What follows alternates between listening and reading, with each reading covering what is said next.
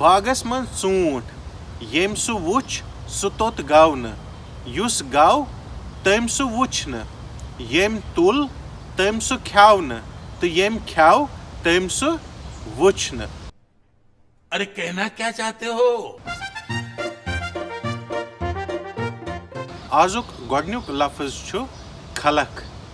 खलक छु कशिर पट लुखन वनान यानी पीपल। दोयम लफ्ज छु कॉल। कॉल गई दरियाव। त्रेयम लफ्ज छु बाल। बाल गौ माउंटेन और ए हिल। चूरिम लफ्ज छु जंद।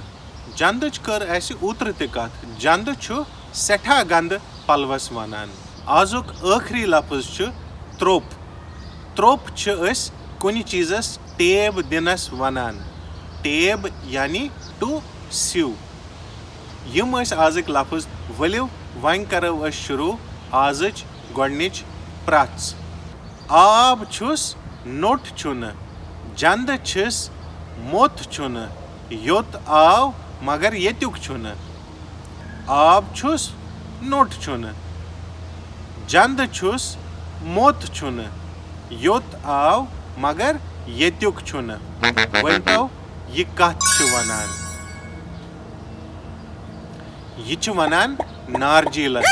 दोयम प्रच छु बागस मन ऊंट येम सु वुच सु तोत गाव न युस गाव तम सु वुच न येम तुल तम सु ख्याव न तो येम ख्याव तम सु वुच न। वार वार बागस मन छु ऊंट येम वुच सु तोत गाव न युस गाव तम सु वुच न येम तुल तम सु ख्याव न तो येम ख्याव तम सु वुच न। वनतो ये कमन कमन छु वनान। ये गौ अच जंग अथ तो अस।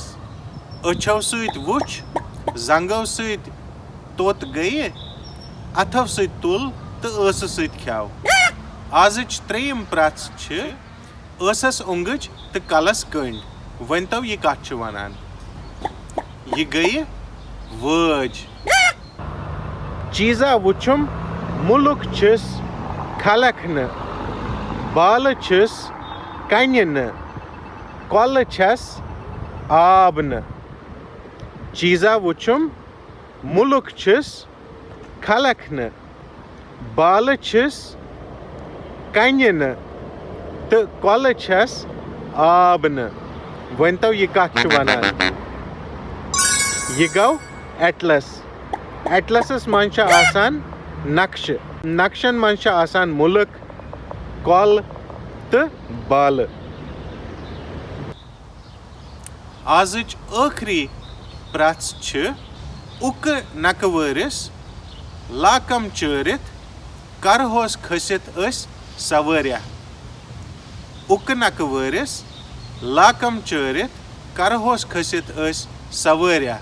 वनतो ये कथ छु वनान। ये गई क्राव। यम आज प्रच तिहुन जवाब तो अल्फाज यम यमन प्रचन मज इस्तेमाल गचान छ। मत करतो तो यथ वीडियोस लाइक शेयर तो सब्सक्राइब। बे मेलो नमस्कार।